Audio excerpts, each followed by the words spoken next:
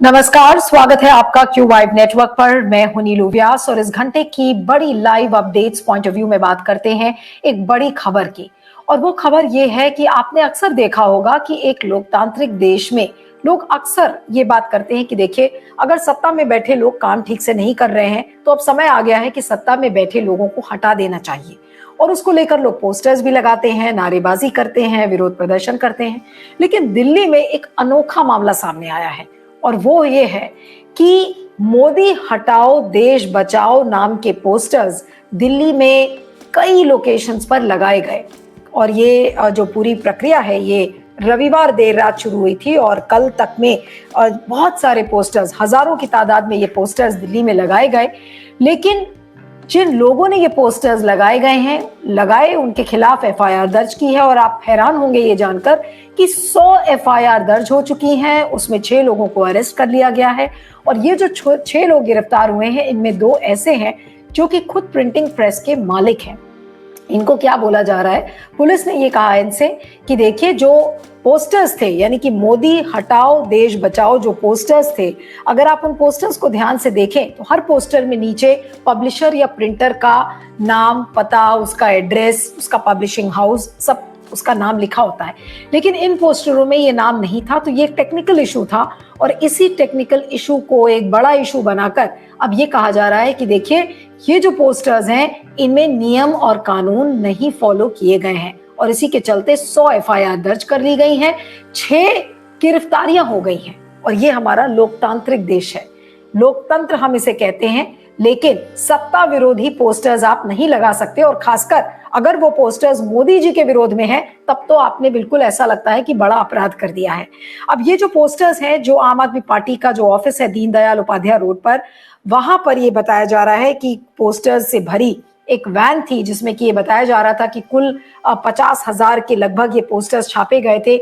2,000 posters को जब्त किया गया, कई जगह से पोस्टर्स उखाड़े गए हैं और अभी भी ये प्रक्रिया चल रही है। जब मैं आपसे बात कर रही हूँ इन पोस्टर्स को हटाने की, तो आप सोच सकते हैं कि कितनी भारी तादाद में इन पोस्टर्स को लगाया गया है। अब पोस्टर्स में क्या लिखा था? पोस्टर में यही लिखा था कि मोदी हटाओ देश बचाओ। लेकिन ऐसा लगता है कि इस वाक्य को बोलना या इस तरीके के पोस्टर को लगाना एक बड़ा अपराध है। और जिन सेक्शंस के लिए लगाया गया है कि पहले तो ये जो डिफेसमेंट एक्ट है, ये कहा गया है कि देखिए, आप पब्लिक प्रॉपर्टी को इस तरीके से डिफेस नहीं कर सकते। और दूसरा जो प्रेस और जो किताब पंजीकृत जो नियम है कि आपने पब्लिशर और उसका नाम नहीं भेजा, उसमें छपवाया है उन पोस्टर्स में, तो उसके तहत ये सारे सेक्शंस को बनाया गया है। और जाहिर सी बात है कि आम आदमी पार्टी के का जो मुख्यालय है दीनदयाल उपाध्याय रोड पर, वहां पर एक वैन मिली है और जिसमें कि जो ड्राइवर था वैन का, उसने ये कहा कि देखिए, आम आदमी पार्टी ने हमें बोला था कि ये जो पोस्टर्स हैं इनको जगह जगह पे लगाना है, तो उस आदमी को भी गिरफ्तार कर लिया गया है। अब मैं आपको कुछ डिटेल्स बताना चाहती हूँ कि इंडियन एक्सप्रेस की जो खबर है उसके मुताबिक दिल्ली के कई इलाकों में दीवारों और खंभों पर प्रधानमंत्री नरेंद्र मोदी को हटाने की मांग वाले पोस्टर्स के बाद दिल्ली पुलिस बिल्कुल सक्रिय हो गई है। एक वैन को रोके जाने के बाद कम से कम 2,000 पोस्टर जब्त कर लिए गए। हालांकि उससे पहले सैकड़ों पोस्टर दिल्ली के कई इलाकों में लगा दिए गए थे। अब आपको याद होगा कि ये पहली बार ऐसा नहीं हुआ है।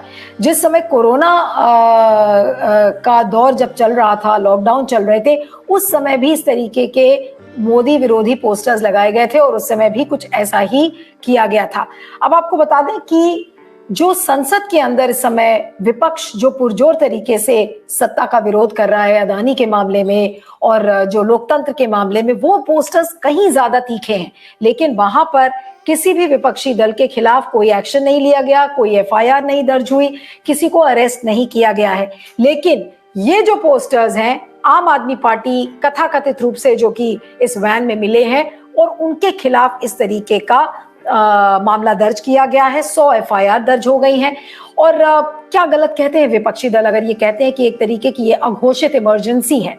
आखिर क्या पोस्टर लगाना और वो भी सत्ता विरोधी स्लोगन्स को डालना या पोस्टर्स डालना, क्या आज हमारे देश में एक अपराध बन गया है? ये सबसे बड़ा सवाल है।